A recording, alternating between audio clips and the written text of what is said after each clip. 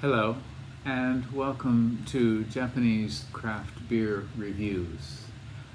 Today we are going to begin a series of 5 beers from Kyoto Brewing in Kyoto, Japan, and I recently received a package from them. I joined a bottle club, and the 5 beers that we're going to look at were part of that.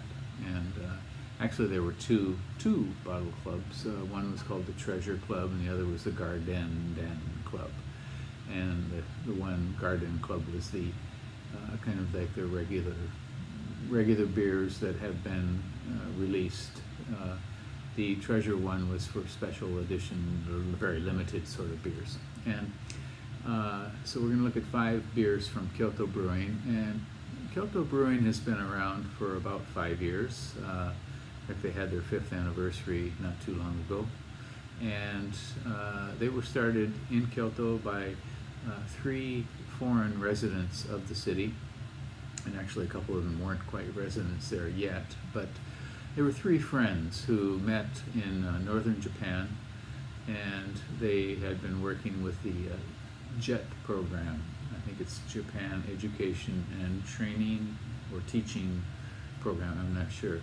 But they were all up in northern Japan and working, and they met there and stayed as friends, even though they went in different directions, and apparently had talked about the idea of starting a brewery as their next venture in Japan. 2 of them worked in Tokyo in finance, and one of them came to Kyoto to work in a university in Kyoto. And I knew him before I knew the other 2, and he was the one who became the head brewer, and so we met him when he was basically a home brewer in Japan, working on his brewing skills, and we would meet occasionally, and he would give us his samples of his home brew and ask us to kind of evaluate them and enjoy them.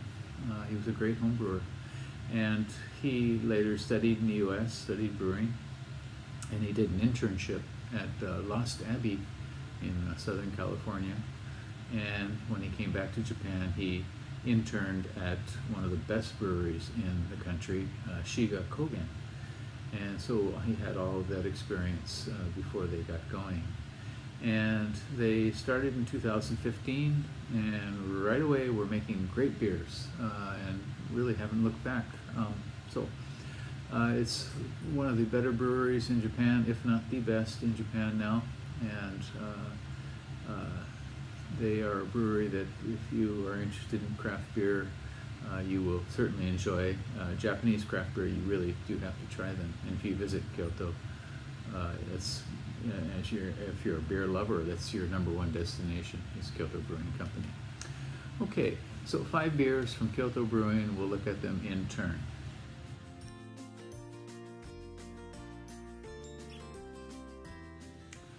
And now, let's look at another beer. This is the second in our series of 5 from Kyoto Brewing, and it is this one.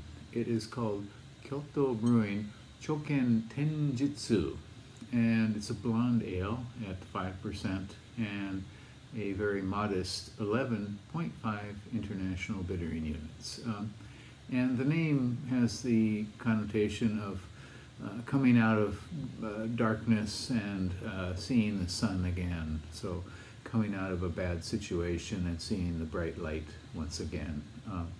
Kyoto Brewing translates this very simply as New Day, and that might be an apt version.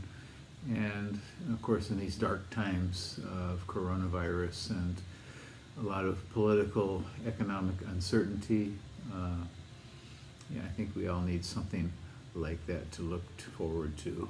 And this is a blonde ale, an American blonde ale, and it has the malt bill is Maris Otter and Vienna malt.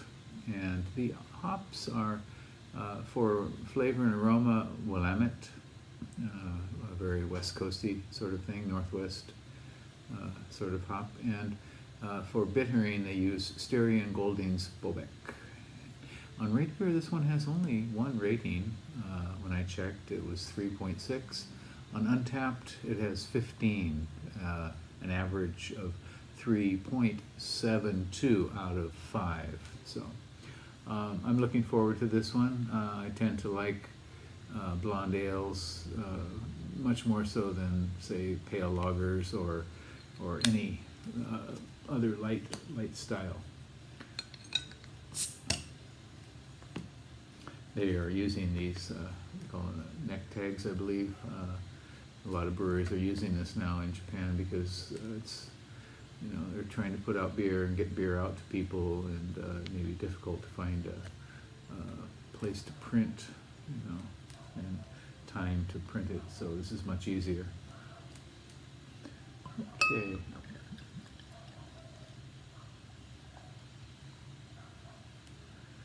All right. Okay, so it is definitely a nice blonde, kind of very light haziness. This might be chill haze. And I'm not sure if you can see carbonation coming up.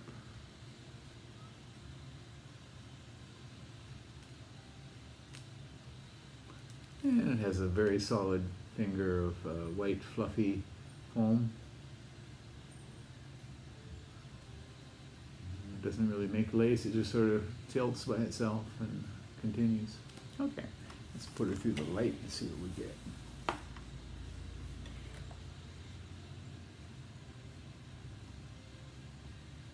Oh, you can see some carbonation streaming up there now. Okay, and aroma. Very nice. Pleasant, kind of citrusy, kind of dark citrusy, dark, sort of almost grassy, and a bit floral too, like some dark weeds with flowers.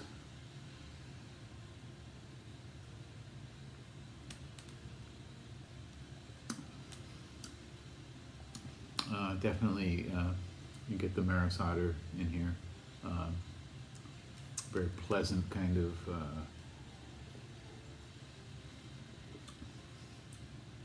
light breadiness. Maris Otter is a British malt, and it's used a lot in pale ales and things like that. It's you know, really high quality malt. I don't think Kyoto Brewing, I don't know how much they've used this before. I assume they have, but I haven't seen it listed on many of their other beers. Baird Brewing in Shizuoka they use Maris Otter in many of their beers. This has a very pleasant kind of breadiness.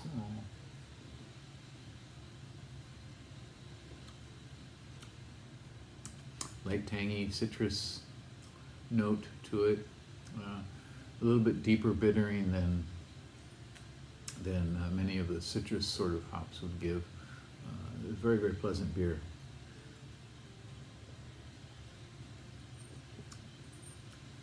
This is perhaps a little bit less sweet than many blonde ales you might get made by, say, a major brewer. A little bit more tart and hoppy.